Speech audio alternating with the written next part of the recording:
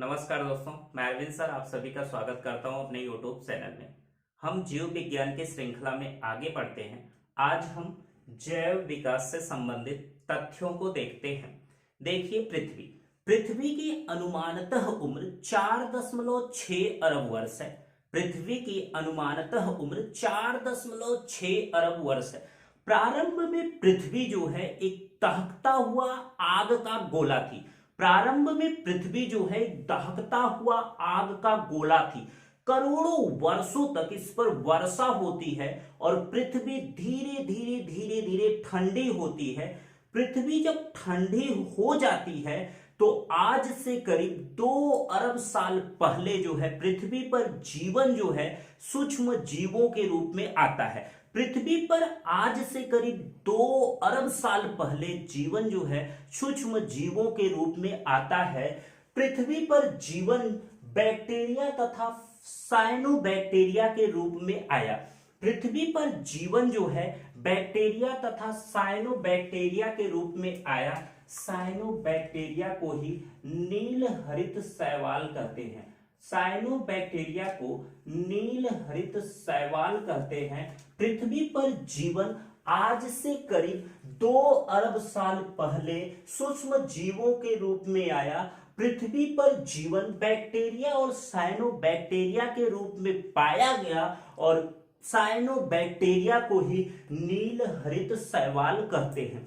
धीरे धीरे ये सूक्ष्म जीव जो है परिवर्तित होकर आधुनिक जीव जंतु के रूप में विकसित होते हैं और इनके विकास की ये जो प्रक्रिया है उसी को हम जैव विकास कहते हैं। सूक्ष्म जीव परिवर्तित होकर धीरे धीरे आधुनिक जीव जंतुओं में परिवर्तित हो जाते हैं और ये विकास की प्रक्रिया जो है उसे ही जैव विकास कहते हैं। कई वैज्ञानिकों ने इस पर अपने अलग अलग मत दिए हैं। इन मतों को हम देखते हैं। देखिए, लैमार्कवाद।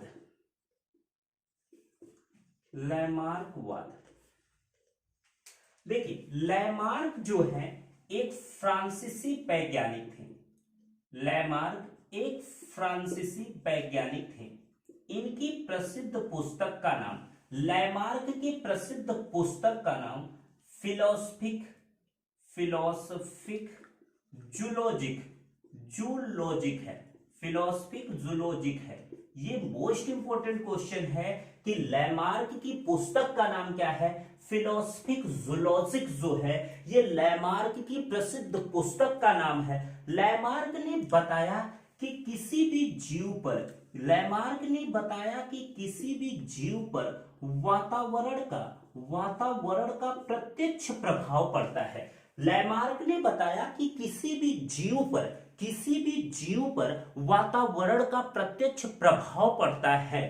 जीव जो है जिस अंग का उपयोग ज्यादा करता है वो अधिक विकसित हो जाता है और जिस अंग का उपयोग कम करता है वो कम विकसित हो जाता है। लैमार्क ने बताया कि जीव जो है जिस अंग का उपयोग ज्यादा करता है वो ज्यादा विकसित होता है और जिस अंग का उपयोग वो कम करता है वह कम विकसित होता है। उसने बताया कि जिराफ जो था, ये जिराफ की गर्दन प्रारंभ में छोटी थी, लेकिन जिराफ जो थे जब पेड़ की पत्तियों को खाते थे तो उन्हें गर्दन अपनी ऊंचा करना पड़ता था। धीरे धीरे उनकी गर्दन बढ़ती गई और इस विकास के क्रम में उनकी गर्दन जो आज है काफी ऊंची होती है। तो इन्होंने बताया कि जिराफ की जो गर्दन थी पहले छोटी थी, बाद में बढ़ती गई और आज जिराफ की गर्दन जो है ये काफी ऊंची हो गई।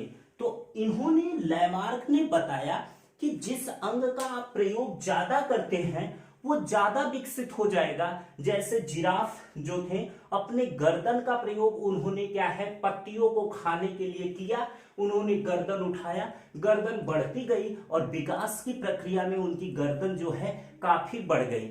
ऐसे ही आपके दैनिक जीवन में अगर आप इस अपने माइंड का प्रयोग, अपने मस्तिष्क का प्रयोग अगर आप ज्यादा करते हैं तो मस्तिष्क का विकास ज्यादा होगा। तो आप सोचिए समझिए नहीं, अब क्या है, अपने मस्तिष्क का भरपूर यूज करिए। आपका ये माइंड जो है ये खत्म होने वाली कोई चीज नहीं है, आप जितना इसका यूज करेंगे इसका विकास उतना होगा। लैमार्क ने इस बात को क्या है बताया है। तो अब से आप क्या है दोगुना मेहनत करिए और दोगुना पढ़ाई आप चालू कर दीजिए, क्योंकि इस मस्तिष्क को आप जितना रगड़ेंगे, जितना इस पे जोर देंगे, उतना ही इस मस्तिष्क का क्या है विकास होना है। तो हमने लैमार्क वाद समझ लिया कि लैमार्क की जो थे ये फ्रांसीसी वैज्ञानिक थे और इनकी प्रसिद्ध पुस्तक का नाम क्या है, फिलोसफिक जूलॉजी है। याद रखिएगा, फिलोसफिक जूलॉजी किसकी पुस्तक है, लैमार्क की प्रसिद्ध पुस्तक का नाम है। अब हम आगे बढ़ते हैं डार्विनवाद की तरफ। डार्विनवाद, देखिए डार्विन की अगर बात करें तो डार्विन जो थे एक ब्रिटिश वैज्ञानिक थे। डार्विन एक ब्रिटिश वैज्ञानिक थे। डार्विन एक ब्रिटिश वैज्ञानिक थे। इनकी प्रसिद्ध पुस्तक का नाम द ओरिजिन ऑफ स्पीसीज है। द ओरिजिन ऑफ स्पीसीज है।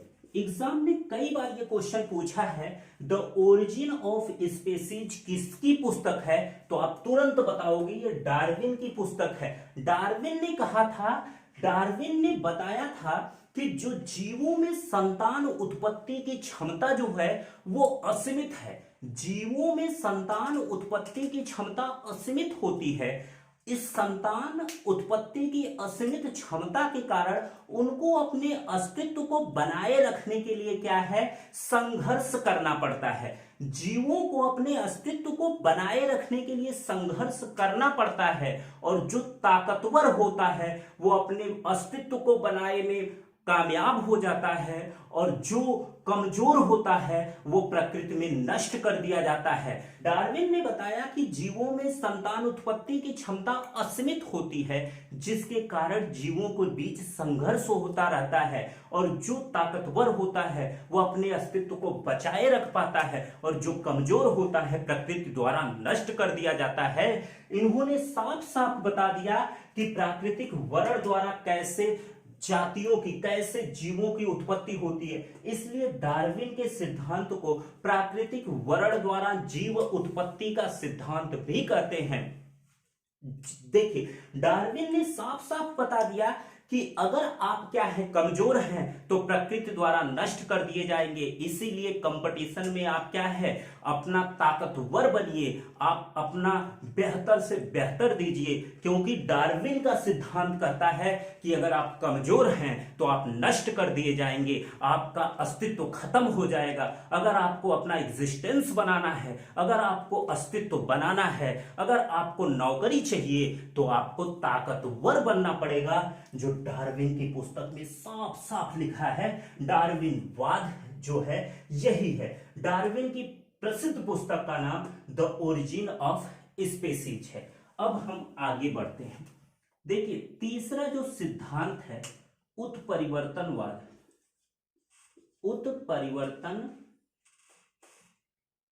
वर्तनवाद।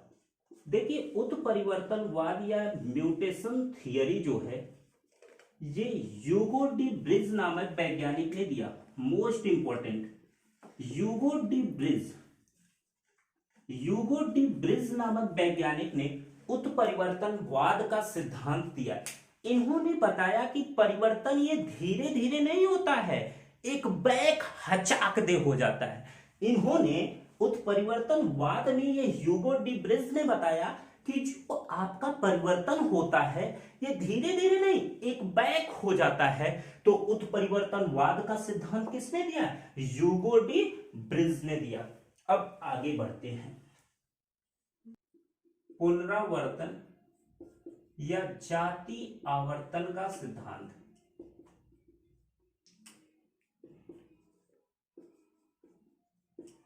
देखिए पुनरावर्तन या जाति आवर्तन का सिद्धांत जो है ये अर्नेस्ट हैकल ने दिया। अर्नेस्ट हैकल ने दिया। मोस्ट इंपॉर्टेंट है कि पुनरावर्तन या जाति आवर्तन का सिद्धांत किसने दिया, अर्नेस्ट हैकल ने दिया।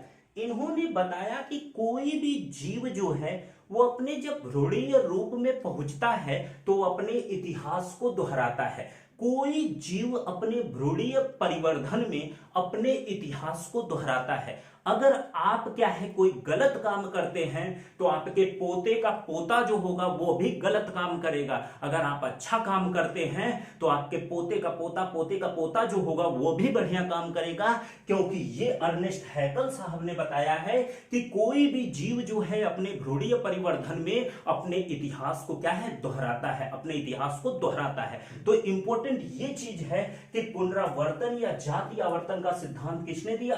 अर्नेस्ट हैकल ने दिया। इन्होंने बताया कि कोई भी जीव जो है, जीव अपने भ्रूणीय परिवर्धन में, अपने भ्रूणीय परिवर्धन में इतिहास को दोहराता है। इतिहास को क्या करता है? दोहराता है। इतिहास को दोहराता है। तो मोस्ट इंपॉर्टेंट है ये आपका पुनरावर्तन या जाति आवर्तन का सिद्धांत किसने दिया? अर्नेस्ट हैकल ने दिया। अगला देखिए, एक जीन एक एंजाइम। एक जीन एक एंजाइम, एक जीन एक एंजाइम का सिद्धांत जो है ये बिडल और टैटम ने दिया था। ये बिडल और टैटम ने दिया था। मोस्ट इंपॉर्टेंट क्वेश्चन है कि एक जीन और एक एंजाइम का सिद्धांत जो है ये बिडल और टैटम ने दिया था। इन्होंने बताया कि प्रत्येक जीन जो है वो एक एंजाइम का निर्माण करता है। ये बिडल और टैटल ने ही एक जीन और एक एंजाइम का सिद्धांत दिया। तो मोस्ट इंपॉर्टेंट ये क्वेश्चन है, एक जीन और एक एंजाइम का सिद्धांत किसने दिया?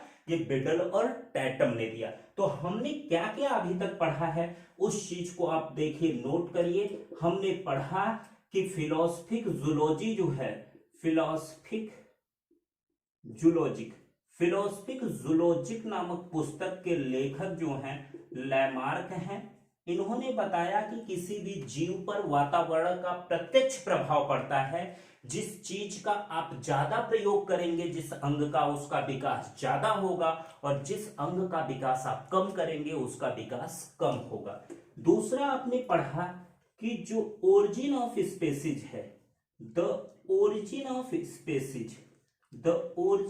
स्पेसीज नामक पुस्तक के जो लेखक हैं वो डार्विन हैं। इन्होंने बताया कि जीवों के संतान उत्पत्ति की क्षमता असीमित होती है, जिनसे जीवों के बीच संघर्ष होता रहता है। जो ताकतवर रहता है उसका अस्तित्व बना रहता है, और जो कमजोर होता है उसका अस्तित्व खत्म हो जाता है। तीसरा हमने देखा कि उत्परिवर्तनवाद का सिद्धांत जो है ये किसने दिया? तो हमने देखा ह्यूगो डी ब्रिज ने दिया। चौथा सिद्धांत हमने देखा ये पुनरावर्तन का सिद्धांत। तो हमने देखा कि पुनरावर्तन का सिद्धांत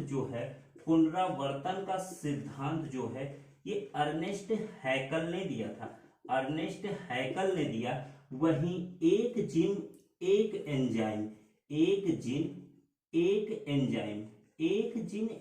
एंजाइम का सिद्धांत जो है ये आपका बिडल और टैटम ने दिया। तो मोस्ट इंपॉर्टेंट है कि एक जीन और एक एंजाइम का सिद्धांत किसने दिया? बिडल और टैटम ने दिया।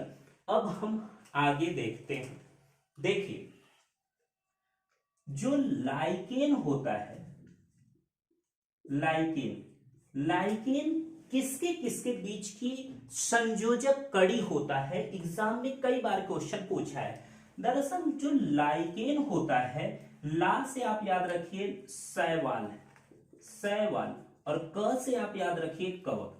ये लाइकेन जो होता है ये कवक और शैवाल के बीच की संयोजक कड़ी होता है। और लाइकेन जो है ये वायु प्रदूषण का सबसे अच्छा सूचक होता है। एनटीपीसी में क्वेश्चन अब की 2020 में पूछा है कि वायु प्रदूषण का सबसे अच्छा सूचक क्या होता है? लाइकेन होता है। जहां पर वायु प्रदूषित होती है वहां लाइकेन नहीं पाया जाता है। तो आप याद रखिएगा, वायु प्रदूषण का सबसे अच्छा सूचक जो होता है ये वायु प्रदूषण का सबसे अच्छा सूचक होता है, सबसे अच्छा सूचक होता है। जहां पे प्रदूषित हवा पाई जाती है वहां लाइकेन नहीं पाए जाते। लाइकेन जो है ये शैवाल और कवक के बीच की संयोजक कड़ी है, यानी ये शैवाल और कवक से मिलकर क्या होते हैं, बने होते हैं।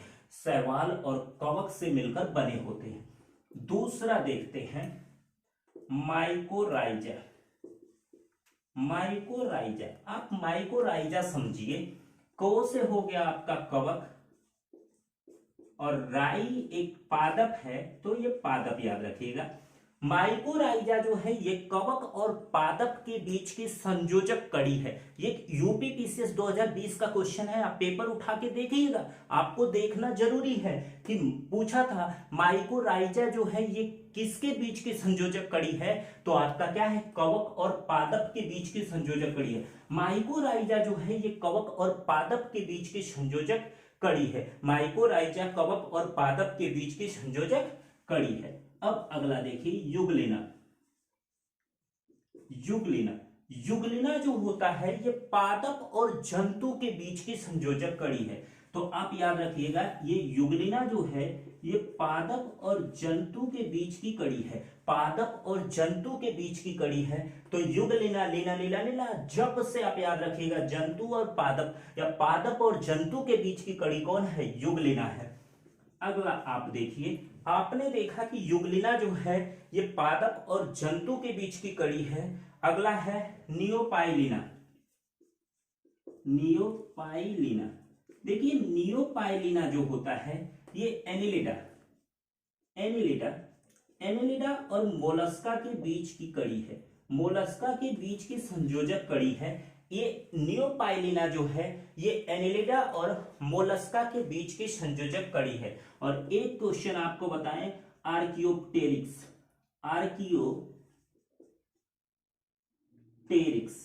देखिए आर्कियोप्टेरिक्स जो है ये है क्या, वास्तव में आर्कियोप्टेरिक्स जो है ये एक सर्व विशालतम पक्षी है। जब हमारे धरती पर बड़े बड़े जीव हुआ करते थे, बड़े बड़े जीव हुआ करते थे, तो उसी समय हमारे धरती पर आर्कियोप्टेरिक्स नामक पक्षी था। यह पक्षी और सरीसृप के बीच का क्या है, पक्षी और सरीसृप के बीच का संयोजक, सरीसृप के बीच का संयोजक कड़ी था। ऐसे क्वेश्चन पूछा गया है कि आर्कियोप्टेरिक्स क्या है, तो आर्कियोप्टेरिक्स जो है ये क्या है, एक सर्व पुरातन पक्षी है, बहुत पुराना पक्षी है। आज से करीब 15 करोड़ साल पहले ये हमारे पृथ्वी पर पाया जाता था और यह पक्षी और सरीसृप के बीच की संयोजक कड़ी था। तो हमने जैव विकास से संबंधित सभी तथ्यों को देख लिया। अब हम इस पर आधारित प्रश्नों को देखते हैं। देखिए पहला क्वेश्चन है, पृथ्वी पर सबसे पुराना जीव है कवक, अमीबा, नील हरित शैवाल और युगलिना। ये क्वेश्चन यूपी पीसीएस 2008 का क्वेश्चन है। पृथ्वी पर सबसे पुराना जीव है कवक, अमीबा, नील हरित शैवाल और युगलिना। तो हमने बताया है नील हरित शैवाल या साइनोबैक्टीरिया जो है ये पृथ्वी का सबसे पुराना जीव है। अगला क्वेश्चन, विकासवाद का सिद्धांत किसने दिया, स्पेंसर ने, वालिस ने, डार्विन ने, हक्सले ने। तो हमने पढ़ा है डार्विन ने ही विकासवाद का सिद्धांत दिया। अगला क्वेश्चन, उत्परिवर्तनवाद के सिद्धांत किसने दिया, लैमार्क, डार्विन, अर्नेस्ट हैकल या ह्यूगो डी ब्रिज ने। तो हमने पढ़ा है उत्परिवर्तनवाद का सिद्धांत जो है ये ह्यूगो डी ब्रिज ने दिया। अगला, विकास का मुख्य कारण क्या है, ये जो विकास हो रहा है इसके मुख्य कारण क्या है, उत्परिवर्तन है कि हासिल किए गए गुण है कि लैंगिक जनन है कि प्राकृतिक वर्ण या प्रकृति द्वारा चेंजिंग है। तो आपने पढ़ा था कि प्रकृति का पूरा प्रभाव जो है जीव पर पड़ता है, जिसके कारण जो है उनमें क्या है, परिवर्तन होता है। तो विकास का मुख्य कारण जो है ये प्राकृतिक वर्ण है। अगला क्वेश्चन, ओरिजिन ऑफ स्पेसीज के लेखक कौन है, द ओरिजिन ऑफ स्पेसीज नामक पुस्तक के लेखक कौन है। बीपीएससी 2019 का क्वेश्चन है। ऑप्शन सुनिए, डार्विन, लैमार्क, ब्रिज ने और मेंडल ने। तो हमने बताया है कि ओरिजिन ऑफ स्पीसीज नामक पुस्तक के जो लेखक हैं वो डार्विन है, और वहीं फिलोसफिक जूलॉजिक नामक पुस्तक के लेखक लैमार्क हैं। तो आप याद रखिए ओरिजिन ऑफ स्पीसीज के लेखक कौन है? डार्विन। आगे बढ़ते हैं। देखिए अगला क्वेश्चन है, सुमेलित करो। IS 1998 का क्वेश्चन है। उत्परिवर्तनवाद का सिद्धांत, विकास का सिद्धांत, एक जीन एक एंजाइम और ओपेरान अवधारणा। इधर है आपका Widal Tatum, Jacob Monod, Darwin और डिब्रिज। आपको मिलाना है। तो हमने बताया था उत्परिवर्तनवाद का सिद्धांत किसने दिया था? ये ह्यूगो डी ब्रिज ने दिया था। विकास का सिद्धांत किसने दिया? ऑप्शन देखिए, विडल टैटम नहीं है, जैकब मोनार्ड नहीं है, डार्विन ने। तो इसका तीसरा हो जाएगा। एक जीन एक एंजाइम का सिद्धांत किसने दिया था? आप पढ़े हैं, विडल और टैटम ने। तो बचा एक ओपेरान अवधारणा, ये हो जाएगा जैकब और मोनार्ड ने। तो ऑप्शन कौन सा सही होगा? ए वाले का चौथा, ए वाले का चौथा। ये बी वाले का कौन सा? तीसरा, बी वाले का तीसरा। सी वाले का कौन सा सही है? पहला, सी वाले का कौन सा सही है? पहला। तो अब ये वाला ऑप्शन नहीं, देखिए ये वाला ऑप्शन आपका सही हो जाएगा कि ए वाले का चौथा, बी वाले का तीसरा, सी वाले का पहला और डी वाले का आपका क्या हो जाएगा? दूसरा। तो ऑप्शन आपका बी सही है। देखिए वायु प्रदूषण का सबसे अच्छा सूचक कौन है? अगर ध्यान से देखिए ऑप्शन है कवक, शैवाल, लाइकेन और जीवाणु।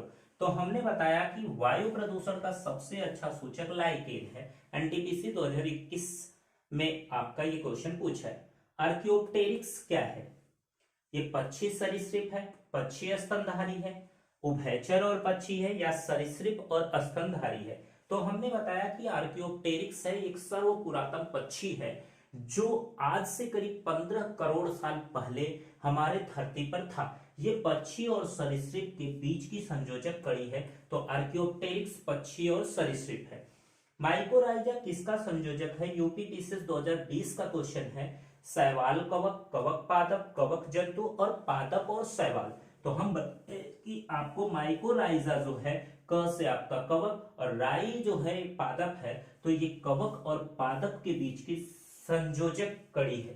तो हमने जैव विकास से संबंधित सभी तथ्यों को, सभी प्रश्नों को देख लिया। अब मिलते हैं अगली वीडियो में किसी नए टॉपिक्स के साथ।